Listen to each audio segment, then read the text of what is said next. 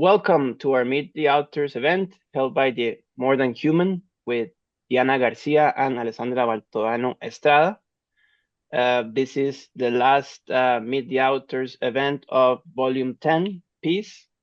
And I'm really happy and thrilled to be here because I'm talking to Diana, the author of the first story that opened up the volume.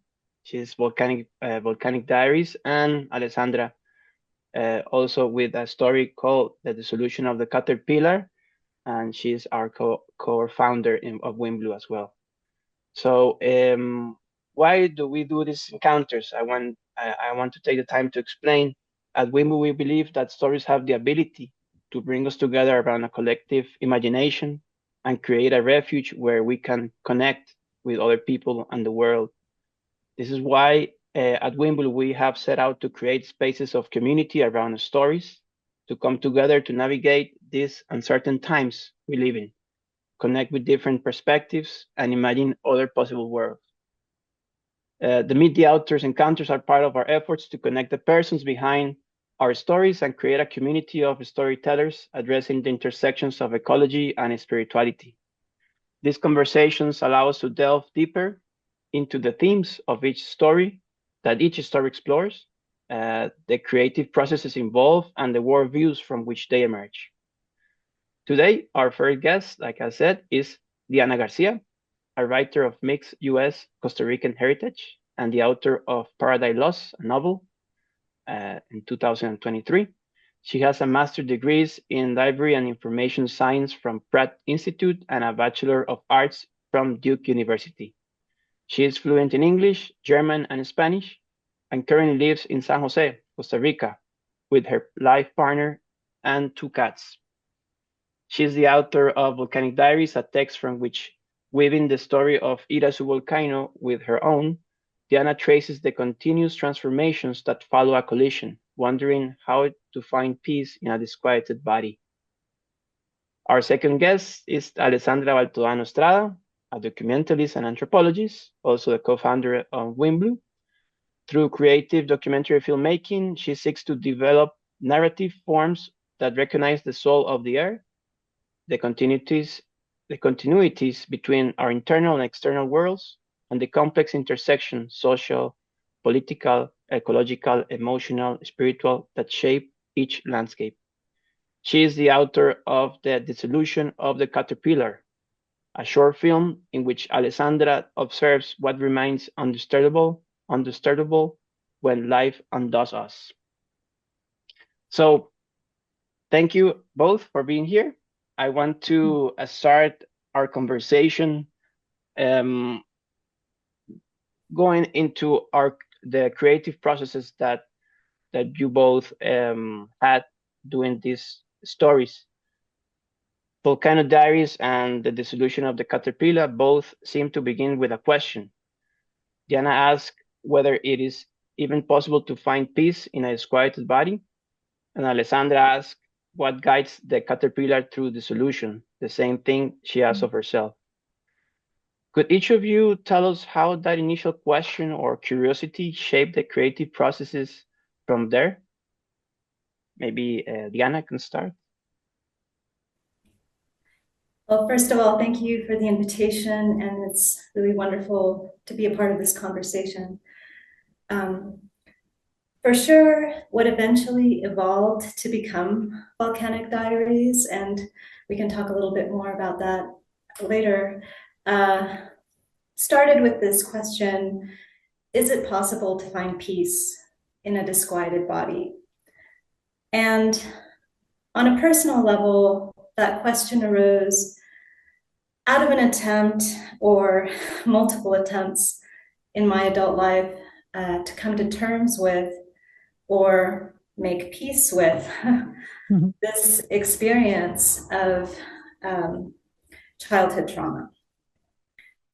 So in the essay, I speak about these episodes of dissociative amnesia that I experienced as a child, and which at the time I think was my body's way of protecting itself.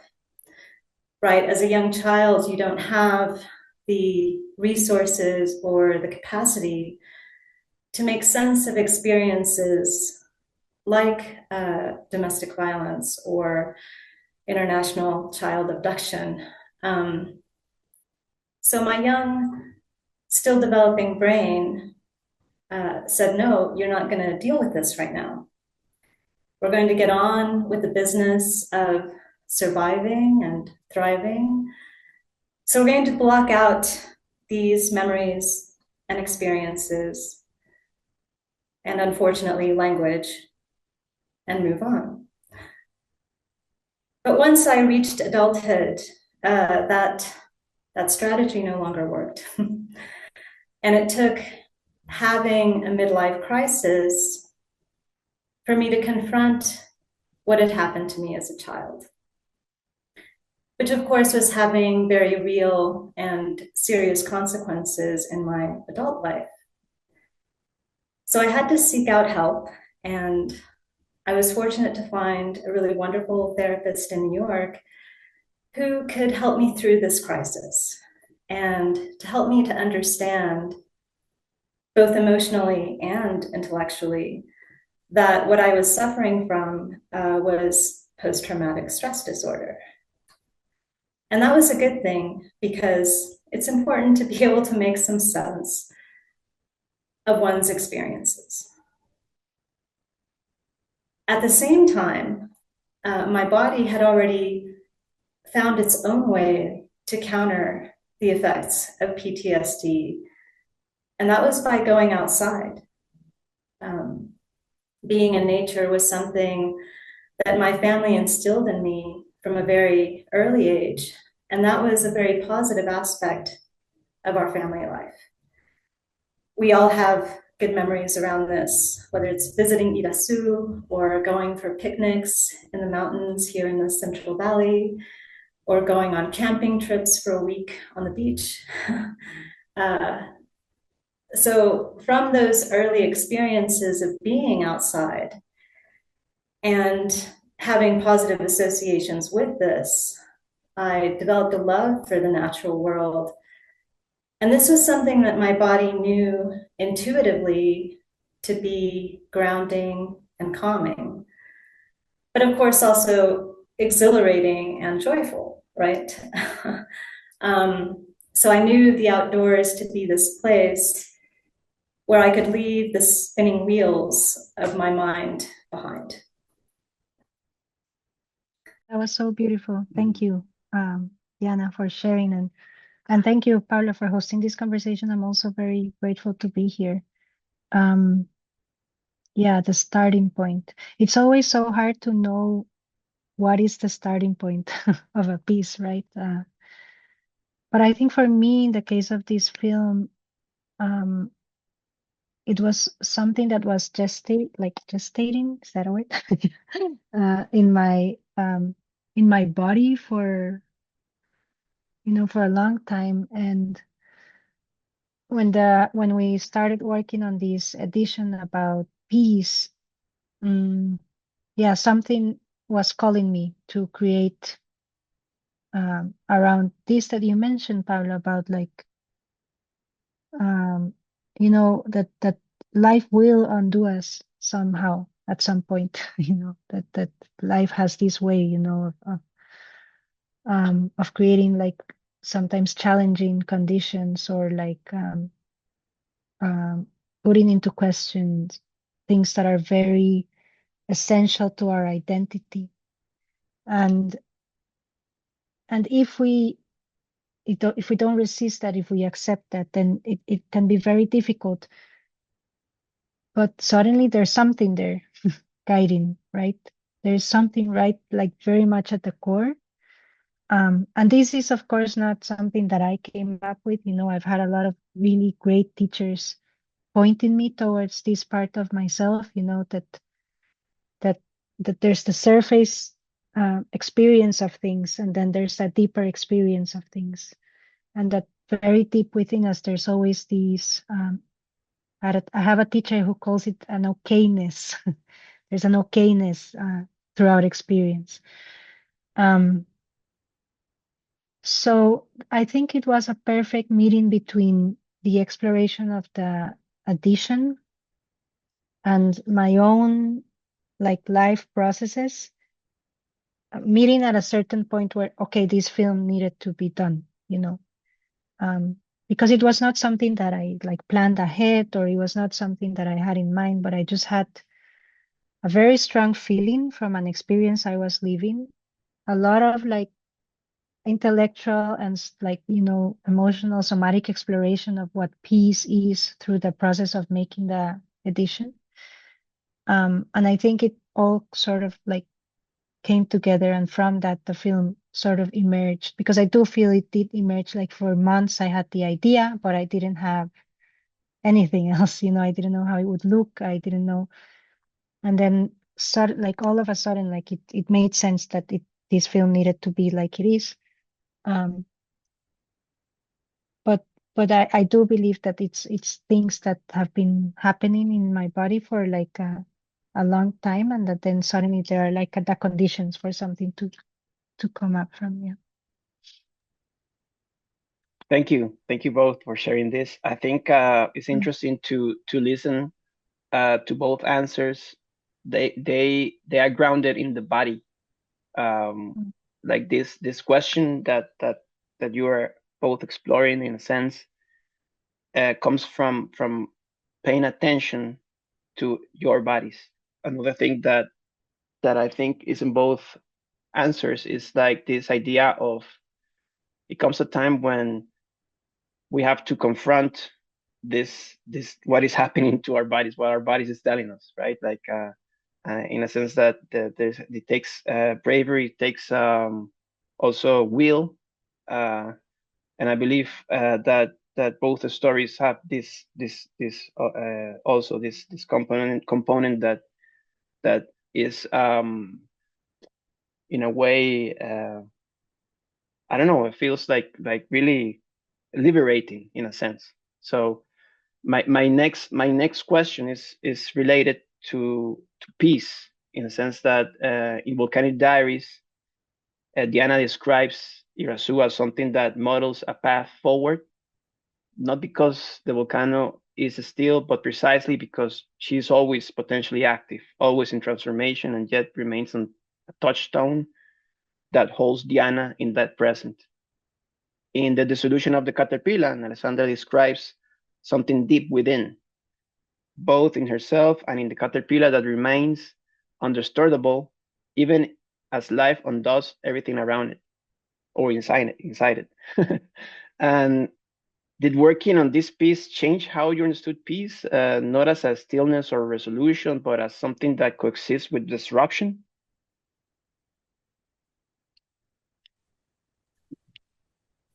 Yes, absolutely. And I was fortunate to have this conversation with Alessandra during the editing process, especially as I was expanding on the story of Volcan Irasu, who is, of course, the other protagonist in this piece. Right, so this deliberate and in-depth engagement with Irasu, who is this constant and grounding force in my life, allowed me to step outside of the limitations of my own experience and to see that, yes, conflict in life and in nature is unavoidable. There aren't these clearly demarcated lines or permanent resolutions for peace, as much as I think that human beings desire that type of control and certainty. And I think that this human need to want to control is almost the shadow side of this idea behind finding a permanent and lasting peace. So this engagement with Irasu raised even more questions, such as, how can I, or how can we, learn to manage inner conflict so as to better deal with external conflict? which is inevitable. And I think how we learn or don't learn how to navigate inner turmoil and inner conflict will determine our success in dealing with external conflict, whether that's amongst ourselves or with the world at large. So looking at the formation of a volcano, that's a lot of inner turmoil that's quite literally exploding to the surface, right? And in the case of volcanoes, that can be a creative process. It's the making of land, it's the regeneration of the fertility of the soil. And at the same time, it's incredibly destructive and annihilating. Yes, there can be these periods of peace or dormancy, if you will. But I guess my takeaway is that the suppression of an inner turmoil is not possible long term. And it's something that we have to learn to navigate as living beings over and over again. And can we learn to do that without causing additional harm, either to ourselves or to others? Be that within the microcosm of our families and our very immediate local environments, or within the greater macrocosm of our international and ecological relationships. I feel very compelled to answer that question just by saying everything Diana just said. Like, everything she said, yes, that, because it's yeah, you put it so nicely and you articulate it yeah, very nicely, Diana. About, I don't like, in my case, I don't know if it, like, working on the piece is what changed how I understood peace. I think the piece was me, like the film was me making sense of like a lived experience of peace that was everything but peaceful, you know, and yet is how peace came, you know, that and it involves a lot of surrendering, because I think a lot of suffering comes from our conflict with conflict. You know, that the fact that we're resisting conflict, that we're resisting the discomfort, that we're resisting the pain. I think that creates more suffering than the pain itself, or the discomfort itself, or the conflict itself, you know. And I think that in my case, this film also emerged from an experience of impotence, you know, of being in a situation where I couldn't do anything to solve a conflict, you know, as much as I was trying, as much as I was convincing myself that I could do it, that I, whatever. At some point, understanding, as you said so clearly, Diana, that we're not in control, you know, and that this desire for control is the opposite of peace, you know. And then just surrendering, but surrendering not in the search of peace, because it's a form of surrendering that you don't know. It's surrendering into not knowing. Surrendering, like, you don't know if it's gonna get worse, if it's gonna hurt more, but you surrender anyway, you know. And in that mess of not knowing, in that sort of darkness of not knowing, of uncertainty, of lack of control, that's, I think, where, if we are attentive enough, and if we are attentive to the guides within and outside as well, something emerges, like a sort of wisdom that it feels yours, but it's not yours. It's like, this is how I felt it, at least, you know, like it was within me, but it's not mine. Like it's something beyond myself, but that I have access through myself. So I think this whole film was a little bit like, as you said earlier, Diana, just trying to make sense an experience of peace, not because I was trying to understand it, but because I was trying to, revisit the feelings behind my own experience of finding some kind of peace in ways that don't feel peaceful. Thank you. I think it has to do also with these ideas of peace that we obviously have learned in institutions that tells that we have to fight for peace, we have to conquer peace. All these ideas that has a colonial root, most of them, and also they don't allow to yield to acceptance, to being there with the awkwardness or the uncomfortable. Is actually the opposite, is eliminating that in a sense. So I think both the story reminds us that I think that, well, like Diana was saying at the beginning, conflict is inherent of our existence, of, I would say, any existence in the earth, and living with conflict, uh, learning to live in conflict is part of the job, I think, and also changing that idea of harmonious is peace and all these like illusions that are so dangerous in a way, because either can show us just only one way out, or and doesn't allow us to actually have this exploration that you both have on your own bodies, on listening, on that sense. Alessandra was telling us, and also Diana, in a way, you were saying earlier that there's something deep inside that we cannot name, that is driving, and that this knowledge that you're getting, or this idea of peace, is something that's not yours, is like connected to something else bigger. I think it's beautiful. I think that's like a way to connect it to this spiritual realm that we tend to also forget about sometimes, and living with this, like in this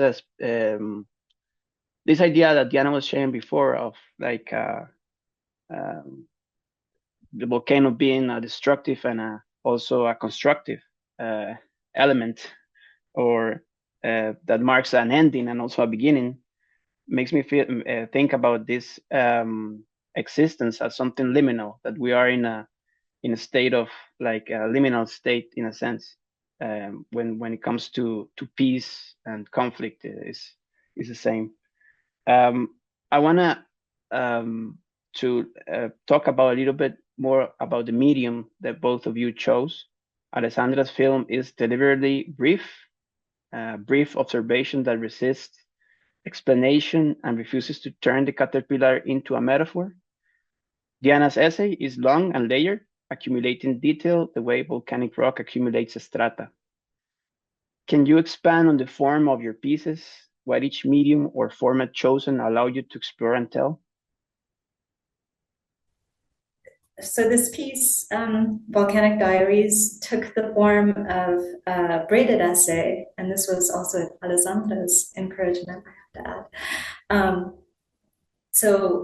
Which is a format that allows for the weaving together of two distinct narratives, right? So in this case, my personal narrative with the narrative history of the formation of the Central American Isthmus, what we call Costa Rica and Panama, and its volcanoes, and specifically Irasu.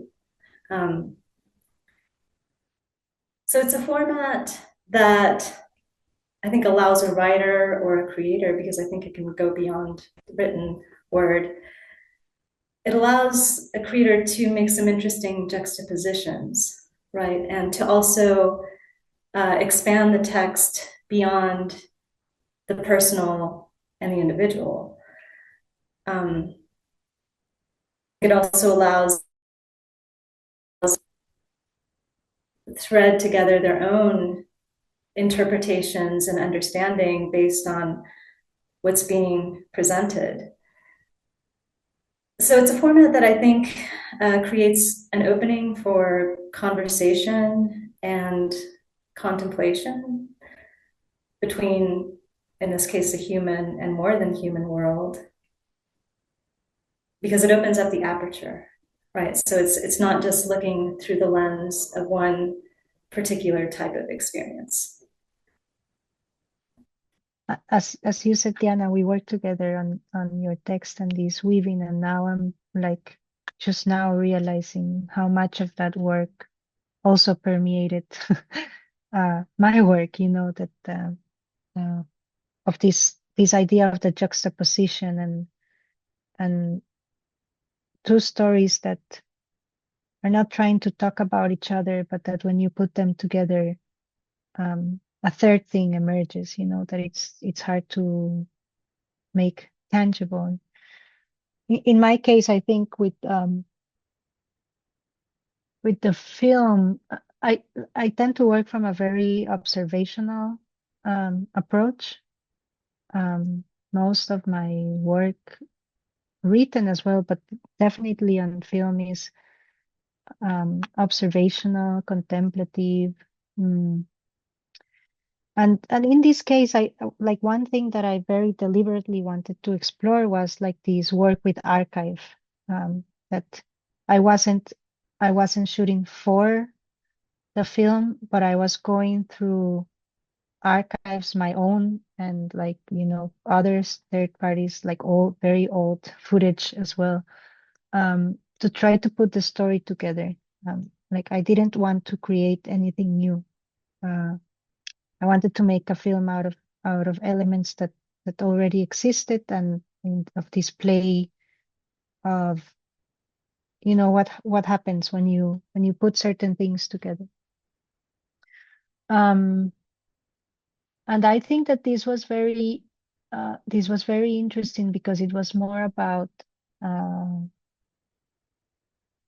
it was less about like creating exactly what I wanted and more about looking into the material and see what the material could help me you know, tell, or what feelings it could bring about, you know. And I have to be very honest here that I mean, of course I had like the idea and I had everything, but I do need to bring to this conversation in spirit Jimena Cerdas, who's a friend who helped me with the editing, because I think she was a genius, you know, in a sense that she was just, I told her my idea, I showed her the material, I like spoke very authentically, and then she came back with an edit proposal that it was nothing that I could have done on my own, you know. So I think like this collaborative aspect of film as well, which is again also a bit of surrendering into like the wisdom of someone else, you know, and into like just observing what someone else does out of a story, out of a feeling, out of an experience, you know. I think this is what this medium allowed me to do, to sort of like release control again, you know. Like at some point I was thinking that this film is not going to happen because I was thinking about every single detail and I wasn't sure how I wanted it to work, and like, you know, being very like overthinking every aspect. And it was until, as in the story, I kind of surrendered this control and I kind of accepted this not knowing, and reach out for something, you know, beyond myself, that it sort of came back to me in a form that was perfect. And of course, I later on that edit, I also worked and we did changes, and we kept working and polishing like the edit. But I think these again, yeah, I would say that the surrendering, like these, was something that the medium itself lends itself to it, you know. Like I was surrendering to the archive material, to the footage, to what was there rather than what I wanted it to be. And then to my good friend and editor Jime, who who I think she's like a very good listener, and she immediately, because she knows me as well, and like she knows what I was talking about. So I think she translated very well my experience into a story that then it allowed me to that I could make sense of afterwards. Yeah. Thank you. I love that idea of that both stories have this collaborative process involved. And I'm curious because I know I have two questions. The first one is that if you guys feel that these both pieces are like I mean both of them are finished, but I mean is this a process that will continue in a sense in a different form, whether you want to explore more deeply? And my other question is, I know that both the stories have been shown to the public in different spaces, in a different format too. Like Diana's has shown it a couple of times in Wimblu's event as a night of living stories when she's reading the story accompanied with projections of the images and that she also has in stories. And I know that Alessandra also read it, also with the projections of the film in a different public.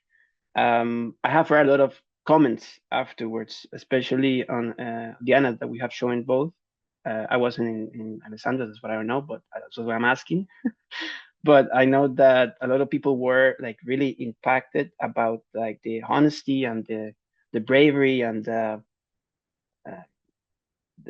they saw a lot of value on this act of not only reading this intimate text but doing it in public, which is like really really telling also of this process that I guess this healing process that you both or this exploration that you both are doing. So I'm wondering if my second question is like if what you have heard of what have the comments of people that have seen this presented in that way. Maybe Diana can start.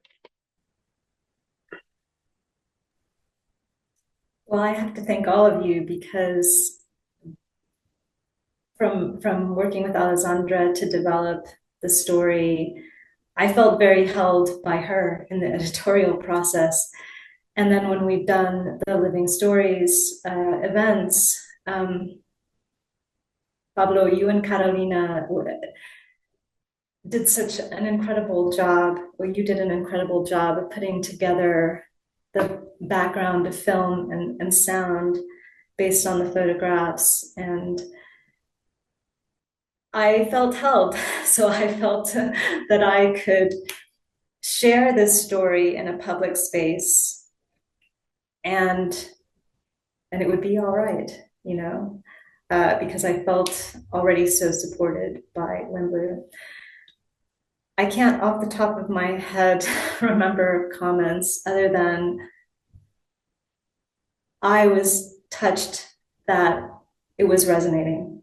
I could feel that there was resonance, and there was people who came up afterwards who let me know that they felt that resonance, and that was the beauty of sharing it live. Which is someone who's a bit shy. That's, you know, it was scary initially to think of doing it, but I knew that I would be supported by all three of you. And I still feel that way. So thank you. Thank you, Diana. That's so beautiful. And yeah. And I just to say to that, to respond to that, that there's a reciprocity in that, in the way that you trusted us with your story. It's such a precious story, and that you know, without really knowing us and just knowing a little bit of our work, that you brought this story to us and you allowed us to sort of like you know, play with it and nourish it and explore it and push its boundaries as well.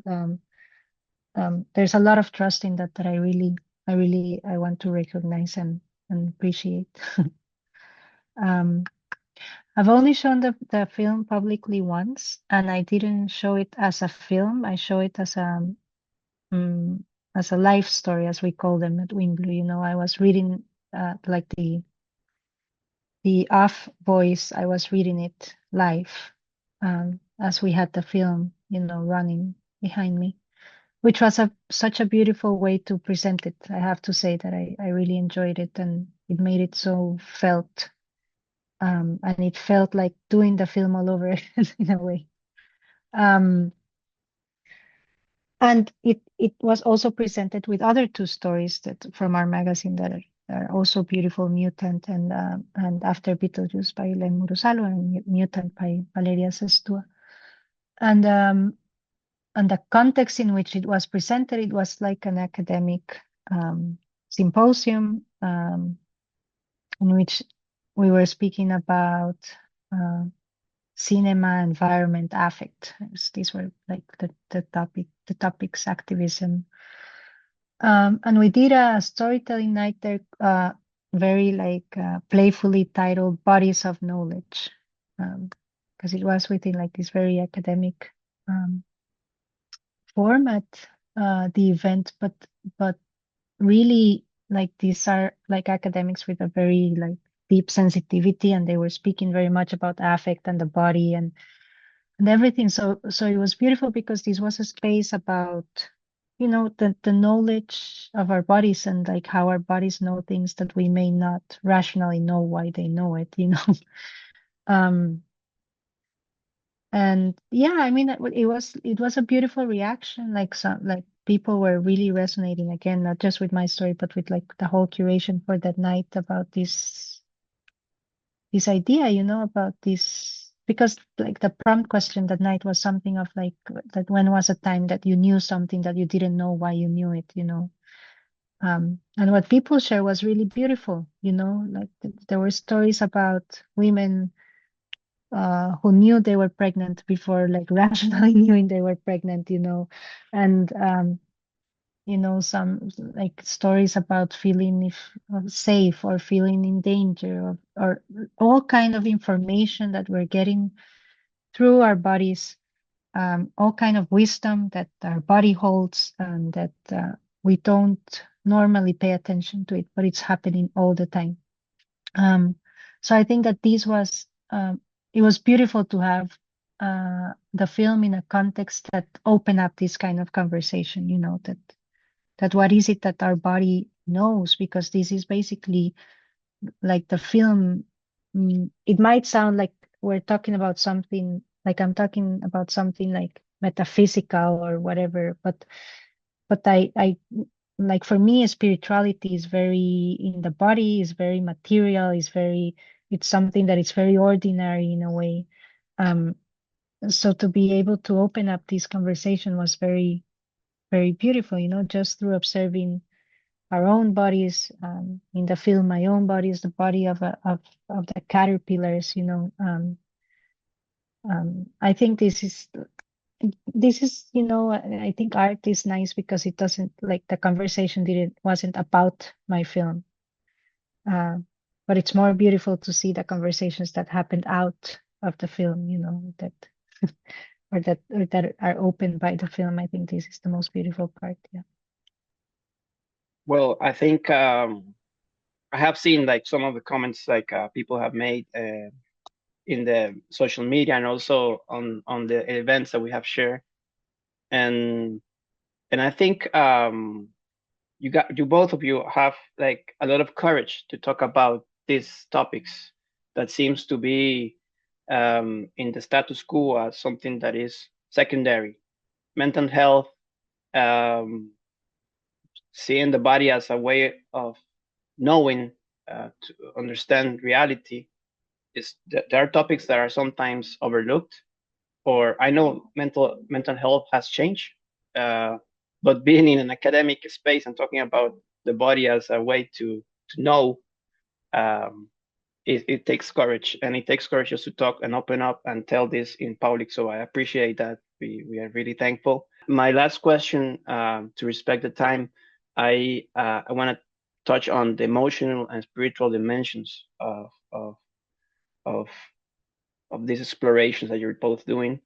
Both pieces circle around the idea that in the more than human world, a volcano, a dissolving caterpillar, can offer guidance through liminal states that human language and reason struggle to navigate alone. So for each of you, did creating this piece change your relationship to that kind of guidance, to the idea that other forms of life might know something about transition, grief, or healing that we're still learning to receive? I think, I think as contemporary human beings, we struggle with being receptive and being wholly present, not just for one another, but for the more than human world. And certainly, technologies, and I'm very guilty of this myself, aggravate our tendency towards distraction.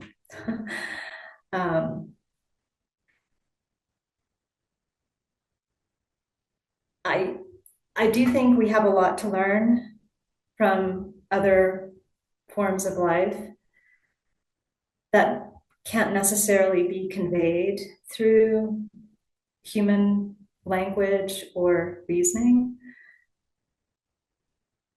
And Alessandra touched on this, but rather through more contemplative practices, right? Where we learn to commune with the more than human world and to bear witness to its transformations as it's bearing witness to our transformations, be those in the temporal, the seasonal, or the climactic. And I think this in many ways requires us to build on our capacities, as Alessandra said, to surrender, to work on listening, to work on observing, sensing, and ultimately accepting, right? Learning to just be with the more than human world rather than always trying to put our mark on it. Learning to quiet our internal landscapes so we can better listen to the external landscapes. And I'm using the words inner and outer here to make a distinction, but in fact, we are not separate. You included that beautiful Thich Nhat Hanh poem in this volume, and yeah, we are not separate. We carry these outer landscapes within us in the form of memories, and they're the ones that nourish and provide us with meaning and a sense of belonging. But they're also quite literally keeping us alive. And I think we forget that. These landscapes, they live within us, but we live within them. And so what happens when we remember this together? Yeah, I would follow on that thread, and I would even remove the word might, if you say that the idea that other forms of life might know something, I've gotten read in my life of this might, I know they know something, I am absolutely convinced that other forms of life, they know about life, they know about experience, they know how to respond, they know how to be present.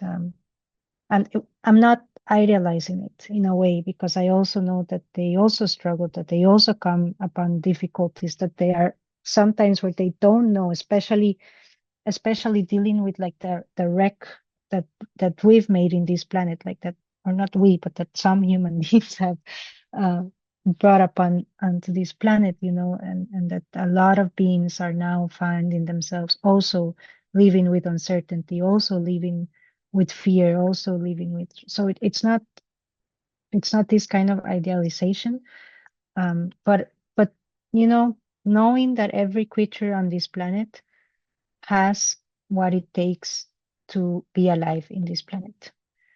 And I guess like the realization that is more recent for me is that that includes me, that I am a creature on this planet who has everything it takes to be alive in this planet, and to live well with others, and that even if we have like sort of like lost the way a little bit, we know it, we know how to do it. And so now when I think of this idea of guidance, I feel that I'm now looking more within, but not in an individualistic self, like kind of like bubble kind of way, but understanding that the way that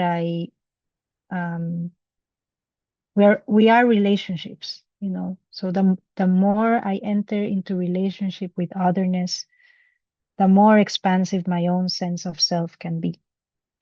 And so this is, I think, like, you know, me observing the caterpillar or observing, you know, the tree or observing the river or whatever is less about as looking for easy answers that, oh, now the caterpillar will tell me what to do, or what, or the tree, now I can find that give me direction, or I will find there the metaphor that will save me at this particular moment.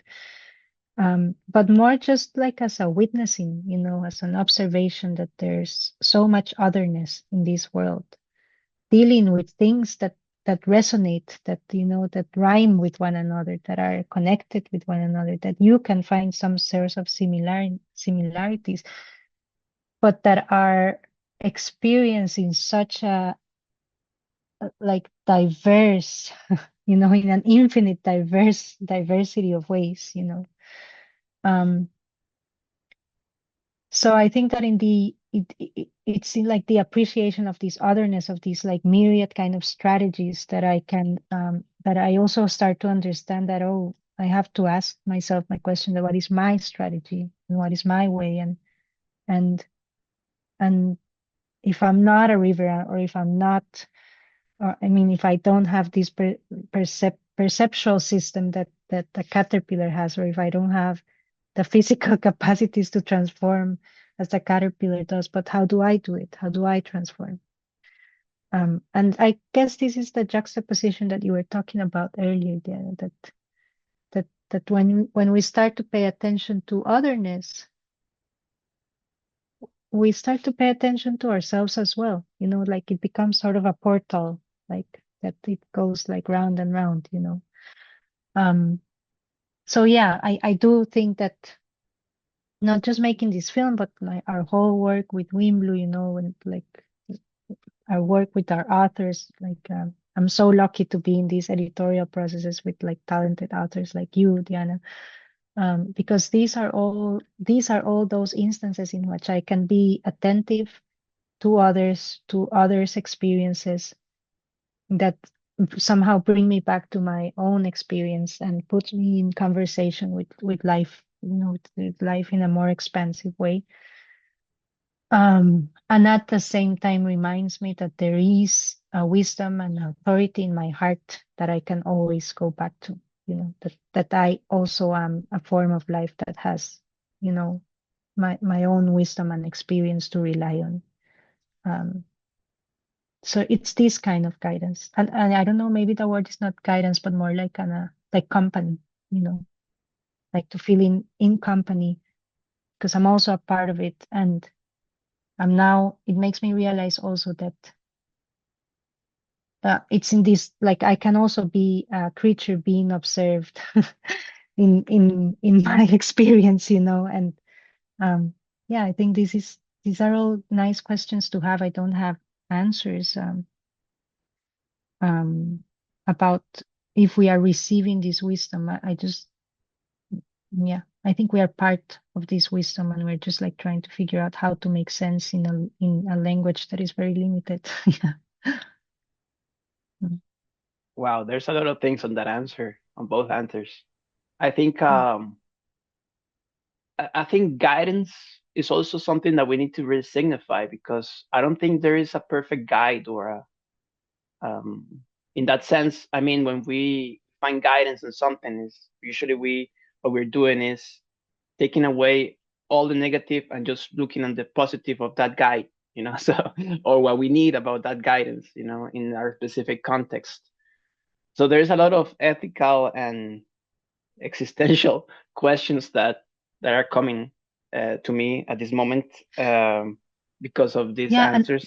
I think. Sorry, what you're saying? no, I just wanted to highlight something that you just said about these projections that we put into what we want us to guide us. And I think this is like in the context of peace and in the political context that we're living through. This idea that there's something out there that will give us the answers. It's an easy exit, and it's also it's a very easy way to relinquish our own power, and it's also a very easy way to run away from our own responsibilities. Because if there is an outer guide that will tell us what to do, that means that I don't have to, think critically about it, feel how, if it really feels good, understand the consequences of that. So I think that it is like so important right now that we go back to the inner guidance, not because I'm just thinking for myself, like, about myself, but that I make sure that I'm also thinking for myself, and I'm not just, following whatever feels certain and safe at the moment without really considering if it's aligned with how I want to live with others. Yeah. I want to open up the conversation. If Diana wants to ask Alessandra, or Alessandra wants to ask Diana.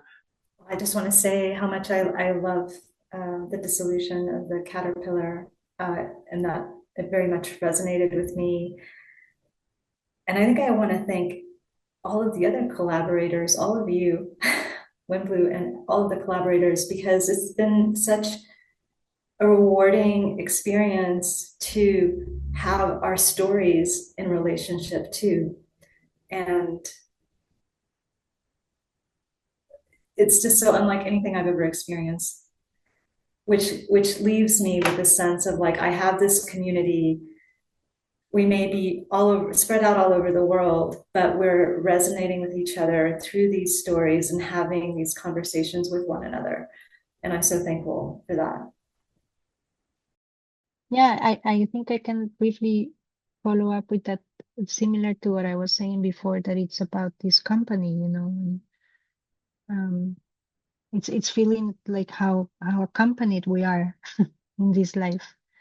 And sometimes we over focus on no, I mean, like, I don't think it's bad to over focus on our difference either. Differences are important and we need to know it, but to react in such hard, violent ways to our differences, I think that in the end, this experience of being alive is miraculous, and I think the practice is a lot about, as Radvile was saying, just like notice what is here, because it's here with you, you might not like it, but it's here with you.